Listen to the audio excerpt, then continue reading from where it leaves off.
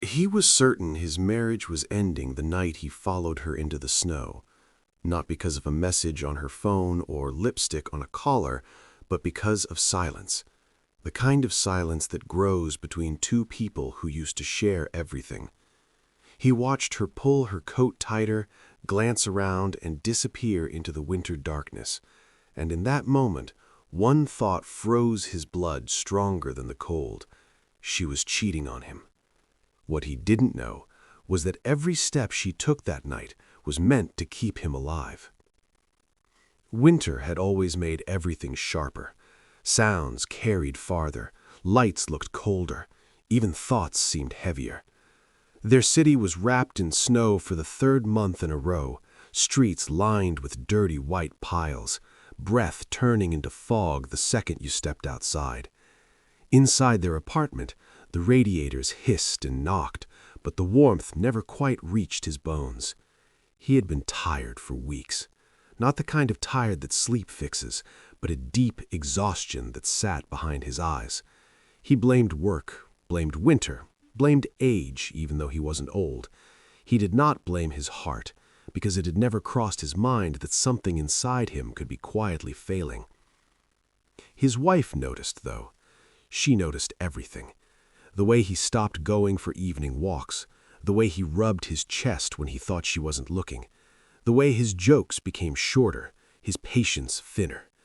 At night, when he fell asleep before her, she would lie awake listening to his breathing, counting the seconds between each rise of his chest. Sometimes she imagined gaps that were too long, pauses that made her hold her own breath until he moved again. She started asking questions, simple ones at first. Are you okay? Did you sleep well? When was the last time you had a checkup? He brushed them off with a smile that didn't quite reach his eyes. Everyone feels bad in winter, he said. It's nothing. But she had a different kind of fear growing inside her, the quiet, rational kind that doesn't scream but never lets go. The first time he suspected something was wrong wasn't traumatic. It was almost boring. She started coming home later. Not hours later, but just enough to be noticeable. 20 minutes, 40, sometimes an hour. She would say she stopped by the store or met a friend. Her phone, once always face up on the table, now stayed in her pocket. When it buzzed, she would glance at it and look away, as if deciding something. He told himself he was imagining it. Then winter evenings grew darker, and imagination became easier. One night, while she was in the shower, her phone lit up on the kitchen counter. A message preview flashed. He didn't read the words. He didn't need to. It was enough to see a name he didn't recognize and the timestamp. Late. Too late. His stomach tightened. He felt stupid for standing there, staring, but also stupid for walking away. When she came out, hair wrapped in a towel, she smiled and kissed his cheek like always. The normality of it felt almost cruel. Snow fell heavier after that. Streets disappeared under fresh white layers that erased yesterday's footprints, as if the city itself wanted to hide its secrets. He began replaying moments in his head, looking for proof. Every late return, every distracted glance became evidence. He didn't confront her, not yet. Part of him was afraid of what she might say. Another part was afraid she might lie too well. She, meanwhile, was living in a different kind of tension. Her days were filled with careful planning, quiet phone calls made outside in the cold so he wouldn't hear, meetings squeezed between errands. She learned the smell of hospital corridors, the way antiseptic mixed with winter coats drying near radiators. She memorized the schedules of doctors, the rhythm of public transit in snowstorms, the way time seemed to speed up and slow down at the same time when fear was involved. The diagnosis had come suddenly, hidden behind vague symptoms and normal excuses. Stress, the doctor had said at first. Then more tests. Then a room with no windows and a man who spoke carefully, choosing words like stepping stones across thin ice. A condition that often goes unnoticed. A risk of sudden failure. Preventable if caught in time. Manageable if acted on quickly. She had nodded, asked questions, taken notes with hands that shook just enough to notice. He didn't know any of this. All he knew was that the woman he loved seemed to be slipping away from him, step by step, like warmth leaving a room when a window is left open in winter. The night he followed her, the temperature had dropped below 0 again. She said she was going to meet a friend. He watched her put on makeup, just a little more than usual. That detail burned. When the door closed behind her, the apartment felt hollow. He waited 5 minutes, then 10, then grabbed his coat. He told himself he just needed air. That was a lie, but lies can feel comforting when you're desperate. Outside, the city was quiet in that special winter way, sound muffled by snow. Streetlights cast yellow circles on the ground. He kept his distance, heart pounding harder than it should have. She walked fast, purposefully, turning corners he didn't expect. At one point she stopped, looked around, and for a second he thought he had seen her. His pulse spiked, but she kept going. She entered a building he didn't recognize. Not a bar, not an apartment block, something more official. He stood across the street, breath fogging up his vision, mind racing. Is this where he lives? Is this where she goes when she says she's working late? He imagined another man, warm, attentive, filling the space he thought he was losing. The thought made his chest ache, a sharp, stabbing pain he ignored. He waited until she disappeared inside, then crossed the street. The sign near the door caught his eye, letters half covered in snow. Medical Center. His confusion cut through his jealousy like cold water. What was she doing here? Inside, the air was warm and smelled clean, almost too clean. He stayed near the entrance, unsure, feeling suddenly foolish. People sat in chairs along the wall, coats on laps, faces tired. A nurse called a name. A door opened and closed. Time stretched. He considered leaving, telling himself he had crossed a line. Then he saw her again, walking down the corridor with a man in a white coat. Something inside him snapped, not in anger, but in fear.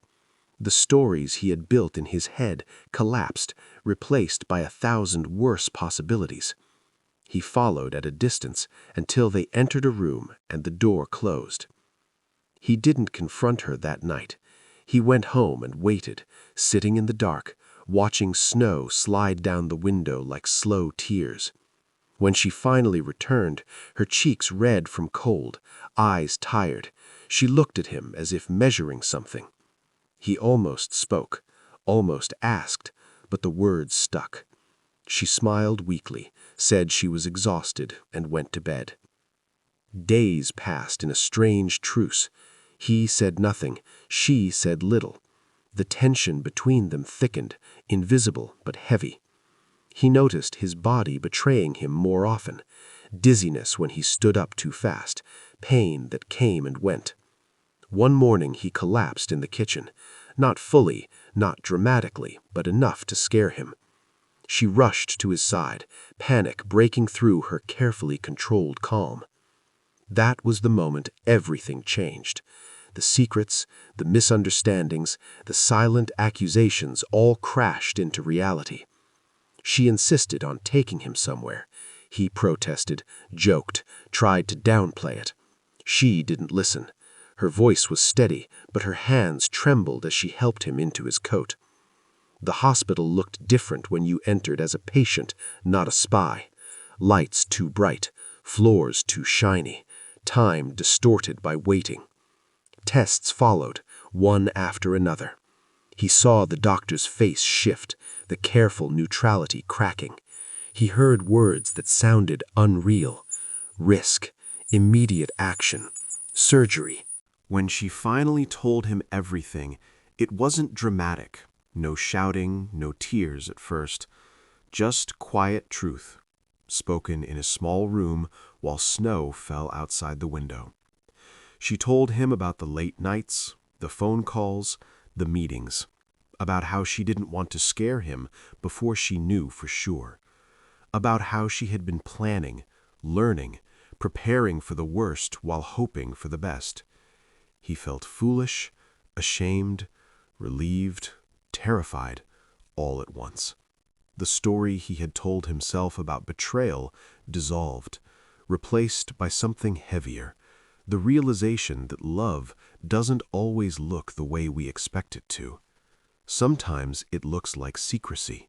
Sometimes it looks like distance. Sometimes it looks like walking alone into the cold so someone else doesn't have to.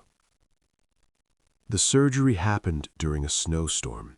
He remembers being wheeled down a corridor, ceiling lights passing like slow stars. He remembers her face above him, pale, determined, lips moving with words he couldn't hear. Then, darkness. When he woke, winter was still there, but it felt different, as if the cold had loosened its grip. Recovery was slow, painful, humbling. She was there every day, reading, talking, sometimes just sitting in silence. The same silence he had once feared now felt safe. In the weeks that followed, as he grew stronger, he began to understand something deeper than gratitude. He began to see how easily fear can lie to us, how quickly our minds fill gaps with the worst stories, how often we mistake distance for betrayal, secrecy for indifference.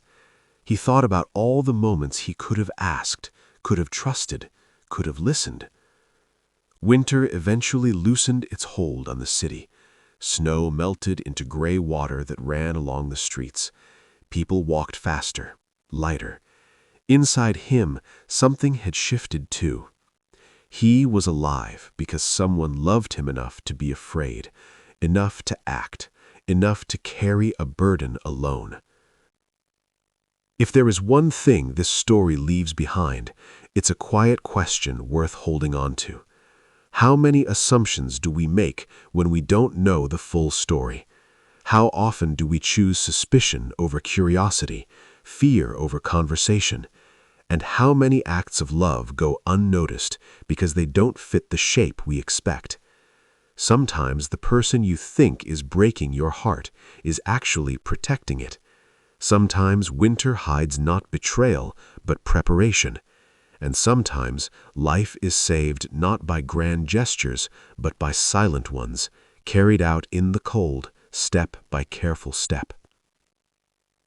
If this story made you think differently, subscribe for more stories that change the way you see the world.